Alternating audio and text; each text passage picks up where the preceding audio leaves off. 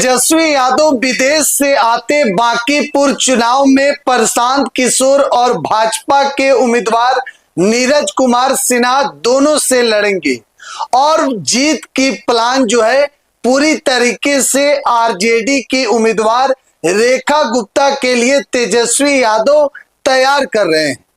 दोस्तों, पूरी कहानी क्या है हम आपको विस्तार से समझाते हैं। दरअसल बिहार में इस वक्त बांकीपुर सीट पर उपचुनाव होना है। 30 जुलाई को मतदान होगा और 3 अगस्त को चुनाव के परिणाम आएंगे। लेकिन सबसे बड़ी बात है दोस्तों कि बांकीपुर चुनाव में जहां से आरजेडी यानी कि तेजस्वी यादव की उम्मीदवार रेखा गुप्ता चुनावी मैदान में है, तो वहीं दूसरी तरफ रेखा गुप्ता की लड़ाई प्रशांत किशोर जनसुराज के नेता से है और बीजेपी के उम्मीदवार नीरज कुमार सिन्हा अब मैदान में है। दोस्तों, आपको मालूम होगा कि बीजेपी ने अपने कैंडिडेट का नाम जो इससे पहले अभिषेक कुमार थे, वह अपना नामांकन वापस ले लिए। अब बीजेपी के तरफ से नीरज कुमार सिन्हा चुनावी मैदान में है। लड़ाई त्रिकोणीय है। तेजस्वी यादव की उम्मीदवार रेखा गुप्ता जो पिछली बार चुनाव लड़ी 2025 के चुनाव में लालटेन से यानी कि राष्ट्रीय जनता दल से और दूसरे नंबर पर रही। फिर से तेजस्वी यादव ने लालू प्रसाद यादव ने रेखा गुप्ता पर भरोसा जताते हुए चुनावी मैदान में उतारा और कहा कि जाओ 2025 का बदला और बीजेपी का जो गढ़ है बांकीपुर, उस गढ़ के किला को ढाना है। एक तरफ जनसुराज जो पिछली बार चुनाव लड़ी थी विधानसभा का, और एक भी सीट जनसुराज ने पूरे बिहार में नहीं जीता। और इस बार उपचुनाव में खुद प्रशांत किशोर जो रणनीतिकार रहे हैं, जनसुराज के संस्थापक हैं, इस बार मैदान में।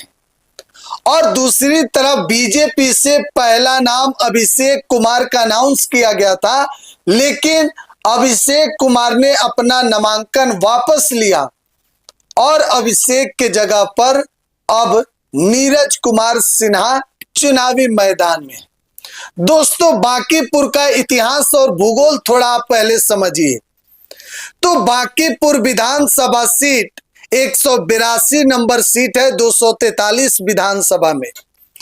मूल रूप से पटना जो शहरी इलाका है, पटना साहिब लोकसभा क्षेत्र के अंतर्गत बांकीपुर विधानसभा आता है। लेकिन बांकीपुर विधानसभा जो सीट है पूरी तरीके से पटना का है। यहां पर बहुत ज्यादा पढ़े लिखे लोगों की संख्या है, इनके जो वोटर हैं काफी ज्यादा शिक्षित हैं।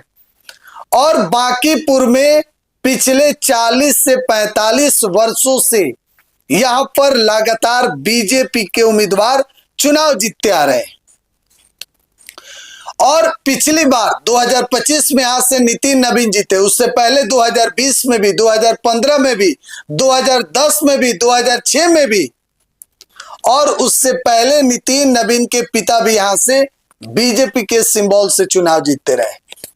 तो दोस्तों, कहीं ना कहीं बीजेपी का गढ़ है, बीजेपी का किला है। लेकिन बीजेपी के किला को ध्वस्त करने के लिए तेजस्वी ने यहां से अपनी महिला सिपाही को चुनावी मैदान में उतारा है।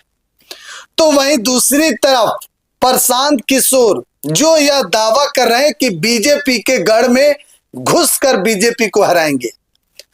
लेकिन दोस्तों, आपको बताते चले कि मूल रूप से पटना शहरी इलाका है बांकीपुर सीट जो है, और इस बात में कहीं से दो राय नहीं है कि बांकीपुर जो सीट है यह पटना का केंद्र है और बीजेपी का स्वाभिमान माना जाता है। इसके पीछे वजह इसलिए है दोस्तों क्योंकि यहां से बीजेपी के राष्ट्रीय अध्यक्ष नितिन नवीन का यह सीट है, जो अब बीजेपी के राष्ट्रीय अध्यक्ष बन चुके हैं।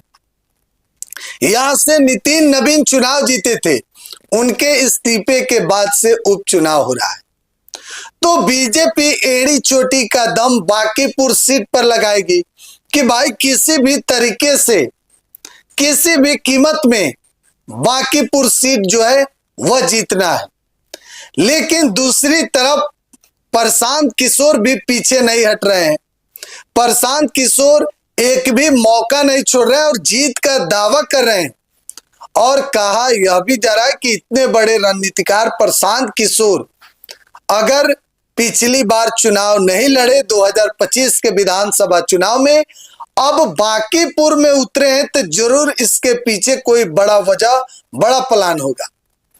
और तीसरी बात देखिए तो तेजस्वी यादव जो 2025 में रेखा गुप्ता को चुनावी मैदान में तेजस्वी ने उतारा था और दूसरी नंबर पर रेखा गुप्ता रही थी लालटेन सिंबल से, और इस बार भी तेजस्वी ने रेखा गुप्ता को चुनावी मैदान में उतारा है।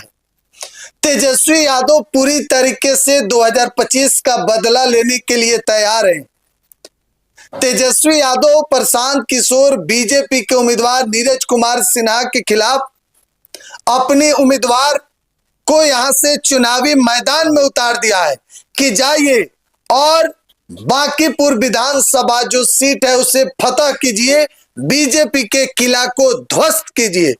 इसके पीछे का पूरा प्लान, पूरा जो माजरा है वह तेजस्वी सेट कर रहे हैं।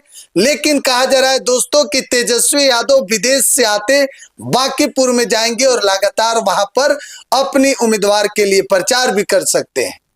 बहरहाल आप लोग क्या सोचते हैं इस पूरे रिपोर्ट को लेकर, कमेंट बॉक्स में अपनी प्रतिक्रिया जरूर दीजिएगा। बिहार 100 देख रहे हैं, धन्यवाद।